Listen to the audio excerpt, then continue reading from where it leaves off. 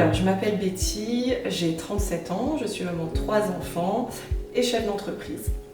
Tout a commencé il y a quelques mois, donc au mois d'avril, suite à un examen classique chez ma sage-femme. Elle m'a fait ce qu'on appelle la palpation et de là elle a senti une petite boule. Elle m'a donc demandé d'effectuer des examens plus poussés, c'est-à-dire une échographie mammaire, chose que j'ai faite, donc j'ai dû prendre rendez-vous pour faire cette échographie. De là, le radiologue me dit que ça ne lui semble pas anormal, voilà, sachant que j'avais déjà des kystes et que j'étais suivie pour des kystes au sein, voilà, pour lui c'était tout à fait normal et bénin. Il me propose donc de faire ce qu'on appelle une biopsie pour éviter de faire plusieurs contrôles. De là, donc du coup, à moi de prendre la décision, j'accepte ou j'accepte pas cette biopsie. Donc je préfère l'accepter et donc du coup on fait cet examen quelques jours plus tard. Voilà, donc on fait l'examen. Suite à ça, je continue ma petite vie. Voilà, les jours s'enchaînent. De là, il se passe des semaines avant que je n'ai mes résultats. Ni mon médecin traitant m'appelle, ni ma sage-femme, ni le médecin radiologue ne me contacte. Donc de là, je suis dans le flou, j'ai aucun résultat. Ensuite, ce qui va se passer, c'est que c'est moi qui vais prendre les devants et qui vais téléphoner au bout de 3 semaines en disant écoutez, je n'ai pas mes résultats, qu'est-ce qu'il en est? Donc de là, le médecin radiologue, enfin sa secrétaire me dit ne vous inquiétez pas, le médecin vous rappellera dans la journée ou bien demain, mais en tout cas sans faute, il vous rappellera. Moi, ok, j'attends, dans la journée, rien, pas d'appel, le lendemain non plus. Du coup, j'appelle ma sage-femme et je lui demande si elle a mes résultats et enfin voilà, ça fait 3 semaines, on n'a toujours rien. Et elle me dit que non, pas de résultat, qu'elle va du coup prendre les devants et téléphoner à ce médecin. Donc de là j'attends. Quelques jours plus tard, je suis chez moi, toute seule. C'est un mercredi, je suis avec mes enfants, j'ai mon petit dernier dans les bras, on est en train de jouer. Et là, je reçois l'appel de ma sage-femme. Donc je m'écarte, je pose mon petit, je décroche et là je me rappellerai comme si c'était hier, je me rappelle encore ces mots. Bonjour Madame Tutolo, j'ai réussi à avoir vos résultats, ils ne sont pas bons. On vous a pris rendez-vous en urgence au centre Léon Bérard la semaine prochaine. De là, je reste sans voix. Je comprends tout de suite ce qui m'arrive puisque le centre Léon Bérard, je sais ce que c'est. Voilà, c'est un centre de cancérologie, hein, donc du coup je sais tout de suite ce que ça veut dire. Voilà, je suis sans voix, je lui dis non, je l'appelle par son prénom, je lui dis Elise, c'est pas possible, vous pouvez pas me dire ça, je me marie dans 2 semaines. Je suis seule à la maison avec mes enfants, c'est pas possible, vous pouvez pas me dire ça. Donc elle est très gênée, je sens qu'elle a beaucoup d'empathie pour moi et elle me dit maladroitement rassurez-vous Madame Tutolo, j'ai eu votre médecin traitant au téléphone, elle me dit de ne pas vous inquiéter, vous n'êtes pas au stade le plus grave, mais vous êtes quand même à un stade avancé, bien avancé. Donc là, c'est un deuxième train que je prends en pleine tête parce que pour moi c'est vraiment voilà, c'est un TGV que j'ai pris en pleine tête à ce moment-là et donc du coup je m'effondre et je lui dis qu'est-ce qui va se passer, qu'est-ce qui va se passer, quelle va être la suite jusqu'à mercredi prochain. Et elle me répond que rien, il ne se passera rien jusqu'à mercredi prochain, hormis le fait qu'elle peut me recevoir pour me donner mes résultats en papier, sous forme papier. Donc là, je lui dis que non, je ne veux pas avoir ces résultats en papier puisque je sais ce qui va se passer. Comme tout le monde, je vais aller voir sur Internet et je vais voir sur Internet ce qui va se passer et je sais que ça va être très dur. Chose que je ferai après d'ailleurs et que j'aurais jamais dû d'ailleurs. Donc du coup, moi-même, je prends les devants et j'appelle un médecin pour me recevoir. Mon médecin traitant étant en congé. Donc du coup, je vois un autre médecin. On y va avec mon homme l'après-midi. J'arrive chez ce médecin que je connais quand même. Hein, je suis effondrée. Mon homme, pareil. Mon conjoint, il est abasourdi. Il est mal. Hein. Et là, la seule question que je vais poser au médecin, c'est dites-moi que je vais vivre et que je ne vais pas mourir. Et là, le médecin me répond Madame Tutolo, je ne peux pas vous dire que vous allez vivre à 100%. Je ne peux pas vous dire que vous allez vous en sortir à 100%. Et je ne peux pas vous dire que non, vous n'allez pas mourir. Mais ce que je peux vous dire, c'est que c'est un cancer qui se soigne très bien. C'est qu'il y a eu beaucoup d'évolutions au niveau des traitements et au niveau de ce cancer. Donc rassurez-vous, on fera tout pour vous sauver. Donc là, clairement, je suis anéantie. Je suis anéantie parce qu'à ce moment-là, ce que j'ai envie d'entendre, c'est vous allez vous en sortir. Bien sûr que vous allez vous en sortir. Peut-être que vous êtes à un stade très avancé et ça, à la limite, j'ai même pas envie de le savoir à quel stade ou quel grade je suis. J'ai juste envie d'entendre vous allez vous en sortir et bien sûr que vous allez vivre. Parce que vous êtes jeune et parce que vous avez toutes les ressources en vous nécessaires pour battre ce cancer. Voilà, c'est tout ce que j'avais envie de savoir. Puisque je sais qu'au fond de moi, je suis une battante. Je sais qu'au fond de moi, tout ce qui va arriver par la suite, j'aurais pas peur. J'aurais pas peur de la chimiothérapie, j'aurais pas peur de la radiothérapie. Tout ce que je veux, c'est vivre. J'ai 3 enfants. J'ai des enfants qui sont petits. J'ai mon dernier qui n'a même pas encore 2 ans. Voilà, j'ai envie de vivre en fait, tout simplement. Donc j'ai envie qu'on me dise oui, tu vas vivre à 100%, je peux te l'assurer. Donc de là, ça va être vraiment les pires jours de ma vie. Faut savoir qu'on me donne rendez-vous seulement dans 7 jours et qu'à ce moment-là, je ne sais pas ce que j'ai réellement, je ne sais pas à quel grade je suis, à quel stade je suis. Je vais le savoir que 7 jours après.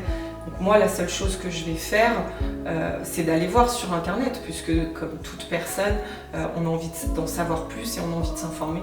Et là, effectivement, c'est la chose que je n'aurais jamais dû faire. J'aurais jamais dû faire, puisque effectivement, sur Internet, c'est très anxiogène. Sur Internet, on va voir les chiffres, on va voir des chiffres horribles. Donc là, oui, clairement, je me suis vue dans un cercueil, vraiment. Puisque j'ai lu des chiffres qui étaient juste horribles et je me suis dit mais si je ne suis pas dans ce pourcentage-là, qu'est-ce qui va m'arriver en fait?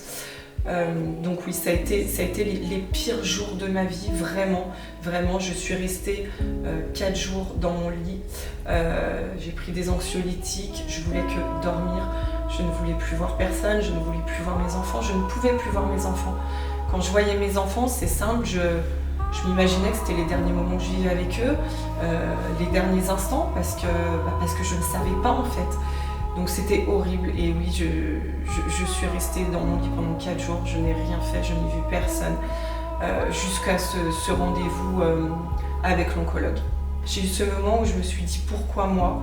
Pourquoi moi? J'ai 37 ans, enfin j'avais 36, je suis jeune. Il y a 2 semaines en arrière, je faisais la fête à Ibiza avec mes copines pour mon EVJF. Dans 2 semaines, je dois me marier. Je me marie à Marrakech, c'est un moment génial. J'ai encore tous ces préparatifs à faire. Et puis qu'est-ce qui va se passer? Est-ce que vraiment je vais pouvoir maintenir ce mariage? Je sais pas, j'avance, je suis dans le flou. Je ne sais pas si le mariage à Marrakech va avoir lieu. Je ne sais pas si le mariage civil de cet été va également pouvoir avoir lieu. Je ne sais pas. Alors tout de suite, effectivement, quand j'ai appris la nouvelle, étant donné que j'étais seule avec les enfants, j'avais besoin d'en parler rapidement. Donc j'ai appelé mon conjoint. Mon conjoint a quitté son travail très rapidement et il est vite venu pour me soutenir. J'ai également eu les plus proches personnes autour de moi qui sont venues me voir rapidement pour me soutenir. Effectivement, ça a été très très dur pour tout le monde. Ça a été très difficile puisque on était tous dans le flou, hein, et puis ça a été le ciel qui nous tombait sur la tête. Vraiment, on vivait un moment génial, on vivait un moment heureux ces derniers mois, ces dernières semaines, puisqu'on était tous dans la préparation de ce mariage. Ma famille, mes amis, mes témoins, on vivait ce moment à 100%. Enfin voilà, tout était génial, tout était trop bien. Ça faisait 20 ans que j'attendais ce mariage, que je rêvais de ce mariage. Et malheureusement, bah oui, tout s'est venu gâcher. C'est venu gâcher ce moment. Du coup, j'ai eu donc une semaine après mon rendez-vous. Donc là, il faut savoir qu'on est une semaine avant le mariage. Donc je vois mon oncologue. Mon oncologue me dit ce qu'il en est au niveau de mon cancer, me dit ce qu'il va y avoir comme traitement. Et elle me dit surtout, vous n'annulez pas votre mariage, on n'est plus à un mois près. Vous allez vous marier la semaine prochaine. Et on vous opérera dès votre retour. Par contre, oui, effectivement, vous allez annuler le mariage du mois d'août, votre mariage civil. Là, ce ne sera pas possible parce que vous serez dans les traitements. Mais en tout cas, semaine prochaine, vous partez faire la fête à Marrakech et vous allez surtout vous marier. Donc du coup, je reprends un peu d'espoir et je reprends goût à la vie parce que voilà, il faut continuer à avancer et ça fait plus d'1 an qu'on prépare ce mariage et il faut y aller. Donc du coup, il nous reste une semaine pour finir les préparatifs de ce mariage. Je vais faire mes derniers essais de robe de mariée, mes essais coiffure, mes essais maquillage. Mais c'est un moment qui est dur parce que en fait, j'ai toujours ça dans ma tête. Je peux pas l'enlever en fait. Je me lève le matin. Je prends mes cachets pour me détendre, pour me calmer parce que je ne peux pas en fait. J'ai ça constamment qui est dans ma tête, qui est en moi. Je sais qu'au fond de moi, j'ai cette chose qui est en train de me ronger et il faut quand même que j'avance et que je prépare le mariage et que je prépare les valises parce que rien n'est fait et que j'aille essayer mes robes, que je fasse mes dernières retouches, mais le cœur n'y est pas. Clairement, le cœur n'y est pas et l'envie n'y est pas. Et c'est dur parce qu'il faut faire bonne figure. Le jour J approche, on part tous à l'aéroport avec ma famille. On est dans la joie, on est heureux, mais au fond de moi, je suis pas si heureuse que ça parce qu'en fait, j'en ai plus envie de ce mariage, clairement. Ce que j'ai envie, c'est de me faire opérer. J'ai envie qu'on m'en l'enlève et j'ai envie de tourner la page rapidement. Et le mariage, bah, malheureusement, j'en ai même plus envie. Alors le jour J, ça a été très dur. Ça a été très dur parce que j'avais énormément d'émotions. J'étais heureuse parce que c'était un moment merveilleux que j'attendais et que je rêvais depuis très longtemps. Mais c'était dur parce que j'étais pas toute seule et parce que je savais que j'avais ça en moi. J'avais cette horrible chose qui me rongeait, qui me faisait dire qu'en fait, si j'étais mal depuis des mois, depuis 1 an, parce qu'il faut savoir que j'ai eu quand même des signes, j'ai été très fatiguée, j'ai perdu beaucoup de poids et je savais pas pourquoi. Je pensais que c'était ma vie du quotidien, ma vie de chef d'entreprise, ma vie de maman qui faisait que j'étais fatiguée, mais non en fait, j'avais quelque chose en moi qui me rongeait et du coup, le jour J, c'était dur.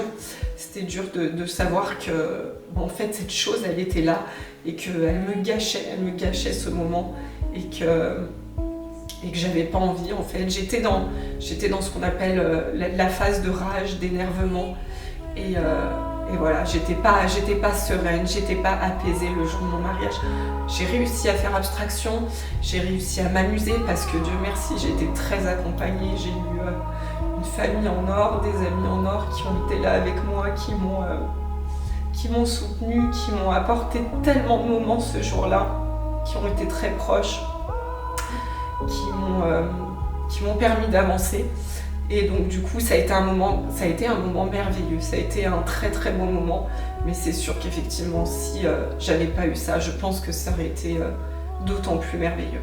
Ça a été difficile parce que je me suis pas sentie réellement accompagnée dans cette épreuve. On m'annonce ça par téléphone et puis finalement on me dit que je vais avoir un rendez-vous qu'une semaine après, 7 jours. 7 jours c'est long, 7 jours sans savoir vraiment ce qu'on a, réellement ce qu'on a. Donc c'est très dur. Et effectivement, j'ai pas senti un accompagnement psychologique adéquat. au moment de l'annonce en tout cas et dans les jours qui ont suivi. Il faut savoir que cette semaine-là a été la pire semaine de ma vie, mais vraiment la pire semaine parce qu'elle a été extrêmement longue. Et j'aurais voulu qu'on me donne un rendez-vous plus tôt. J'aurais voulu qu'on me dise, Madame Tutolo, il existe des cellules d'urgence, il existe des services qui peuvent vous recevoir maintenant dans la journée et qu'on puisse vous expliquer réellement ce que vous avez et qu'on ne me laisse pas comme ça 7 jours sans savoir réellement ce que j'ai. Est-ce que je vais mourir? Est-ce que je vais vivre? Voilà, donc ça a été une étape très difficile. Ensuite, il y a eu cet accompagnement psychologique difficile au niveau du suivi médical. Quand on est rentré de Marrakech, il faut savoir que normalement on devait partir en voyage de noces. C'est quelque chose qu'on a dû annuler puisque en rentrant de Marrakech, j'ai dû me faire opérer assez rapidement. Le lendemain de notre retour, j'ai été faire ce qu'on appelle le PET scan. C'est un examen complet qui va nous dire en fait si on a des cellules tumorales ailleurs, si le cancer est localisé au niveau du sein ou bien s'il est étendu. Et ça, effectivement, c'était ma pire crainte. La pire crainte, c'était que ce soit métastasé, c'est qu'il y ait des cellules tumorales ailleurs. Et donc du coup, je vais faire cet examen. Et là, lorsque je vais faire cet examen, c'est la secrétaire que je vois me donne un papier et me dit tenez Madame Tutolo, donc ça sera vos identifiants internet avec votre mot de passe. Donc je la regarde et puis je lui dis mais pourquoi ces identifiants? Elle me dit pour voir vos résultats. Donc là je comprends pas, je lui dis voir mes résultats. Donc vous me dites que moi je vais apprendre toute seule sur mon téléphone en rentrant mes résultats, savoir si j'ai un cancer généralisé, si j'ai un cancer à un autre organe, je vais le savoir seule, chez moi, encore une fois. Et là, je me dis non, le schéma va se reproduire. Je vais rentrer toute seule, chez moi, encore une fois, avec mes enfants, avec mon mari à côté, ou pas d'ailleurs, et je vais regarder comme ça sur mon téléphone. Non, c'est pas possible. Donc là, je suis encore dans cette phase de rage, et je la regarde et je lui dis non. Non, j'accepte pas en fait. Et elle me dit, vous verrez avec le médecin qui va vous recevoir. Donc le médecin me reçoit pour m'expliquer l'examen. Et l'examen, le médecin a beaucoup de gêne envers moi. Il me voit mal, il voit que je pleure, il voit que je suis très triste, que j'ai peur, je tremble, j'ai très peur parce que cet examen, c'est quelque chose que j'attends depuis très longtemps, mais que je redoute aussi. À la fois, je l'attends pour savoir vraiment ce qu'il en est, pour être un peu soulagée, et en même temps j'ai très peur parce que j'ai peur qu'on m'annonce quelque chose de grave. Et du coup le médecin, je lui dis non mais docteur, dites-moi que non, c'est pas vrai, je vais pas regarder moi mes examens, mes résultats sur mon téléphone toute seule.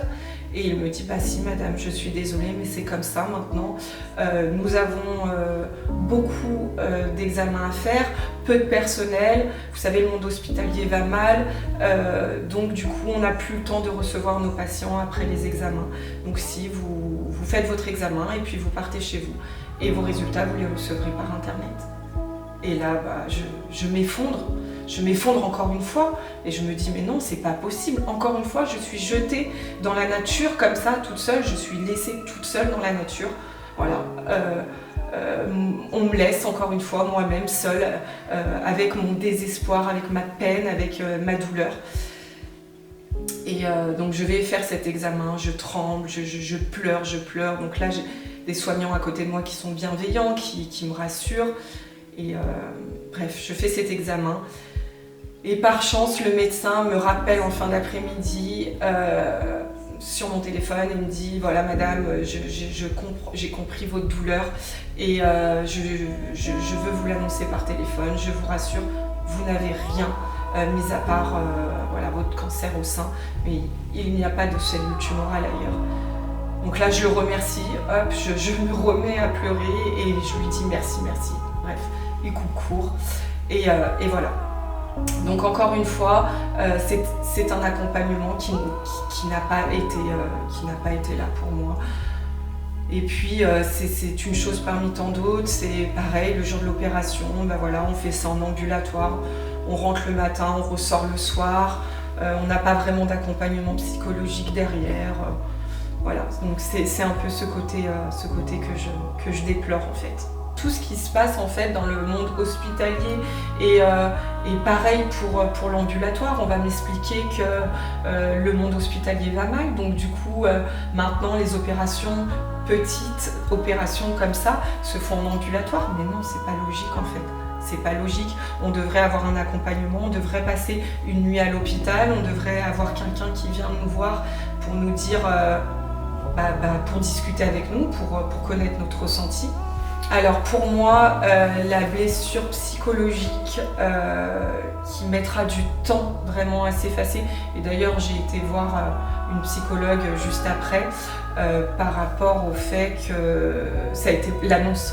L'annonce a été tellement brutale, tellement horrible que vraiment j'ai eu du mal.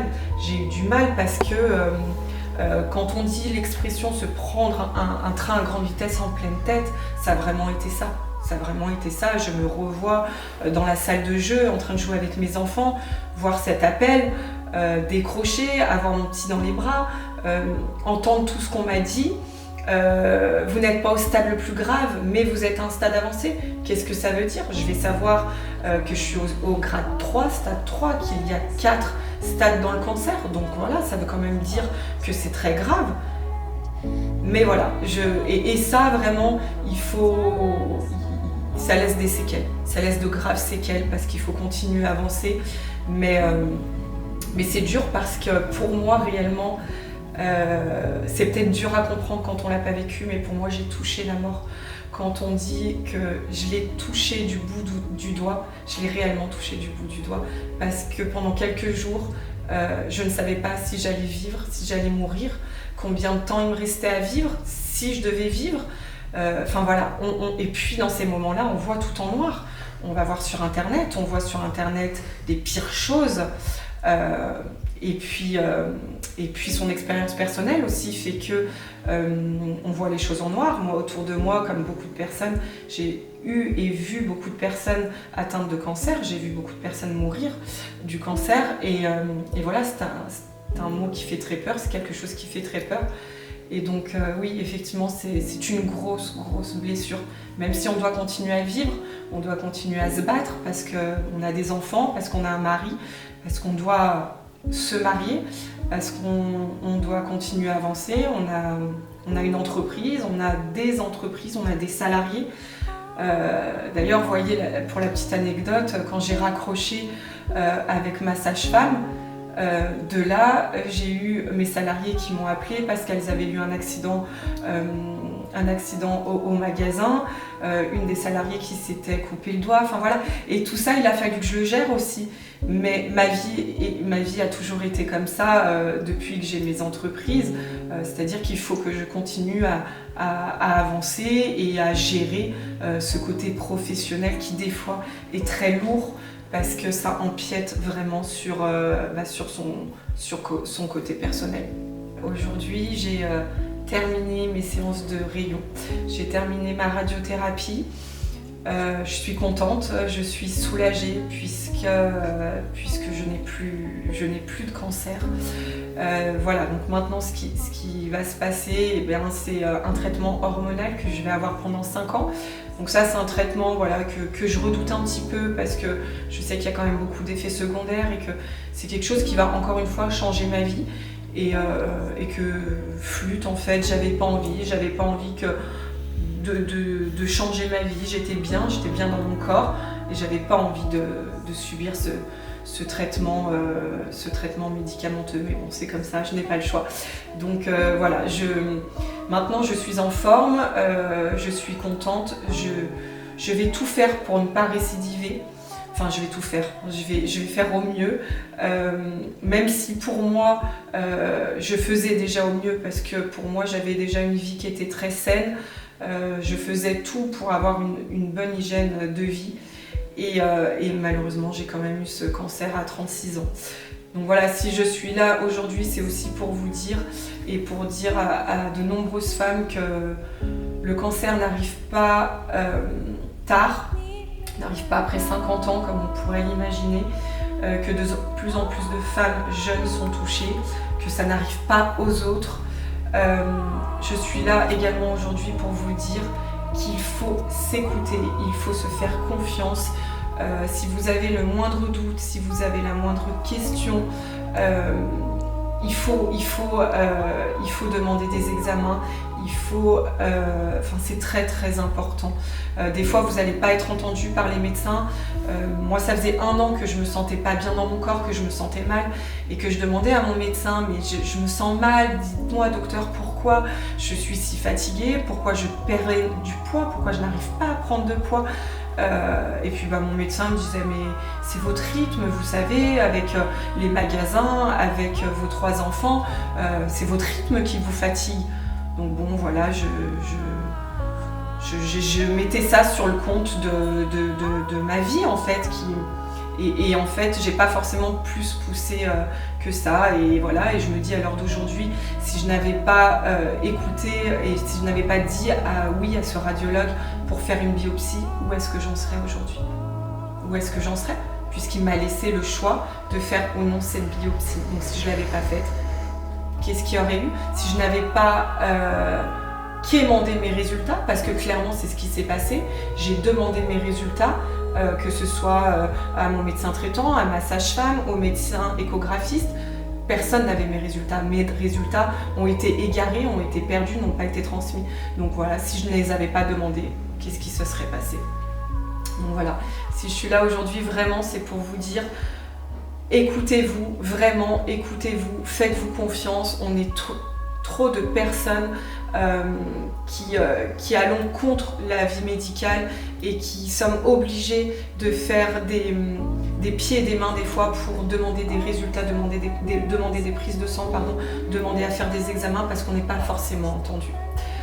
Donc voilà, je vous remercie de m'avoir écouté et je vous dis peut-être à bientôt sur les réseaux. Merci!